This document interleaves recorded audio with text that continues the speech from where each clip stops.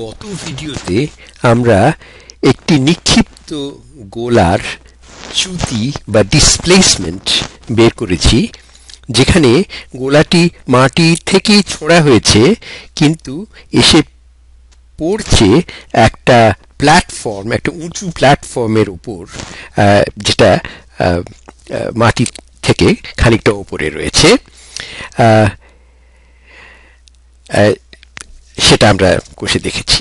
এবারে ওই গোলাটিরই গতিবেগের পরিমাণ এবং দিক নির্ণয় করব যখন সে এসে পড়ছে একটা প্ল্যাটফর্মের ওপর, যেরকম বললাম একটু আগে।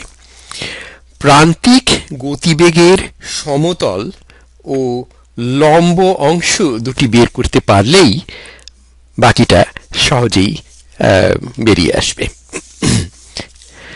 আচ্ছা, এবারে তাহলে আমরা লক্ষ্য করি যে প্রান্তিক গতিবেগের সমতল অংশটি জানাই আছে। সেটি হচ্ছে 30 মিটার পার সেকেন্ডে ছোঁড়া হয়েছে গোলাটাকে, আর তার কোসাইন 80 ডিগ্রি দিয়ে গুণ করলে যা, সেটাই হচ্ছে মিটার পার সেকেন্ড। অফকোর্স এটির কোনো পরিবর্তন হচ্ছে না, কারণ যে মহাকর্ষ তা এরা মহাকর্ষ নিরপেক্ষ, এক্স এর দিকটা, মানে যেটা আমরা আগে অনেকবার বলেছি আর কি। আর এবারে খাড়া বা লম্ব অংশটির দিকে নজর দেওয়া যাক। এখান থেকেই আমাদের আচ্ছা, গত ভিডিওতে আমরা দেখেছি যে গোলাটি কতক্ষণ শূন্যে থাকছে সেটা এখান থেকে বেরিয়ে আসছে, এবং আমরা জানি কিভাবে প্রারম্ভিক গতি থেকে প্রান্তিক গতি বের করা যায় যদি শূন্যে থাকার সময়টা জানা থাকে। আমরা আরো জানি যে গতির পরিবর্তন হচ্ছে ত্বরণ এবং শূন্যে থাকার সময়টার গুণফল। ডেল্টা ভি যদি গতির পরিবর্তন হয়, যেটা হচ্ছে ভিএফ বিয়োগ ভিআই, যেখানে ভিএফ হচ্ছে প্রান্তিক এবং ভিআই হচ্ছে প্রারম্ভিক গতি, সেটা হবে যে অ্যাক্সেলারেশন বা ত্বরণ ক্ষেত্রে জি, ছোট জি, এবং সেটাকে গুণ করতে হবে ডেল্টা টি বা সময়ের ব্যবধানটা দিয়ে, কারণ এটা হচ্ছে ওই জি এর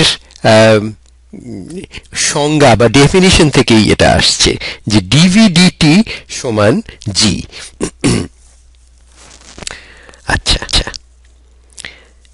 তাহলে গন্তব্যস্থলে পৌঁছানোর মুহূর্তে যে ভিএফ, যেটা ফাইনাল ভেলোসিটি, প্রান্তিক ভেলোসিটি, তার ওয়াই বা খাড়া অংশটি হচ্ছে ভিআই, যেটা হচ্ছে আমরা আগেই বের করেছি 29.54 মিটার পার সেকেন্ড, আর তার থেকে বিয়োগ 9.8 কে 5.67 সেকেন্ড দিয়ে গুণ, এবং এটা কষলেই বেরিয়ে যাচ্ছে যে ভিএফ সাব ওয়াই, মানে খাড়া দিকে এই গতি যেটা আমরা বের করতে চাইছি তার এই অংশটি অন্তত হচ্ছে বিয়োগ, অর্থাৎ নিচের দিকে 26.03 মিটার পার সেকেন্ড। আচ্ছা, তাহলে আমাদের মোট গতিবেগটা কি? আমরা জানি সমতল বরাবর অংশটি বদলায়নি, যেটি আগেই বলছি, ওটা তো মহাকর্ষ তাকে ছোঁয়ও না। সেটি হচ্ছে 30 cosine 80 degree metre per second, যেটা হচ্ছে 5.21 মিটার পার সেকেন্ড।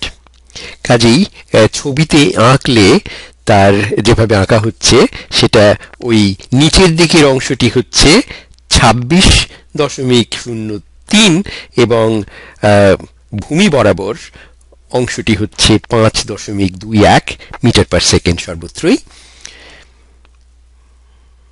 ওকে, এবারে আমরা পাইথাগোরাসের যে উপপাদ্য তাই দিয়ে ওই যেটা প্রান্তিক গতির সম্পূর্ণ রূপটা, যেটা টোটাল ভেলোসিটি, সেইটাকে টোটাল ফাইনাল ভেলোসিটি আর কি, সেটার পরিমাণ বা ম্যাগনিটিউড হচ্ছে এই যে কর্ণটি আঁকা হয়েছে এই আয়তক্ষেত্রের, সেই কর্ণের সমান।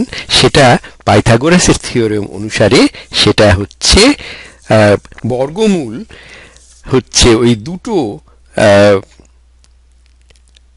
আয়তক্ষেত্রের ওই দুটো বাহুর বর্গের যোগফলের বর্গমূল। সেটা হচ্ছে 5.21 বর্গ প্লাস 26.03 বর্গ এবং তাদের বর্গমূল। সেটা হচ্ছে, এটা একমাত্র ক্যালকুলেটরেরই কাজ, সেটা হচ্ছে 26.54 মিটার পার সেকেন্ড। আচ্ছা, এবারে তার দিকটি দেখতে হবে। দিকের ওই যে কোণটি, ওই আমাদের যে আয়তক্ষেত্র আঁকা হয়েছে তার এই ওপরের কোণটি যেটা এখন একে দেখানো হচ্ছে, সেটাকে যদি আমি থিটা বলি, তাহলে ট্যানজেন্ট অফ থিটা হচ্ছে 26.03, তাকে ভাগ করতে হচ্ছে 5.21 দিয়ে। কারণ ওই ট্যানজেন্ট হচ্ছে পারপেন্ডিকুলার বাই বেস বলে।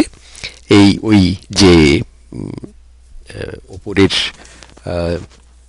ত্রিভুজটি দেখা যাচ্ছে সেখান থেকে আমরা সেটাকে ট্যান থিটা হচ্ছে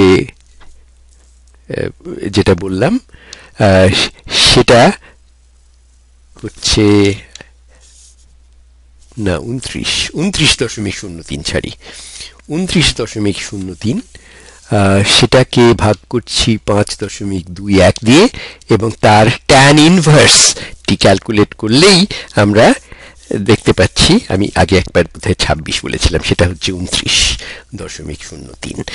সেটা হচ্ছে যে থিটা হচ্ছে 78.7 মিটার, কাজে সরি 78.7 ডিগ্রি। অতএব এবারে আমি ভিএফ সম্বন্ধে যা জানার সমস্ত জেনে গেছি। এটার ডিরেকশন বা দিক হচ্ছে 78.7 ডিগ্রি ওই সমতলের থেকে নিচের দিকে, এবং তার পরিমাণটিও তো আগেই জেনেছি, 29.3। এই হচ্ছে আমাদের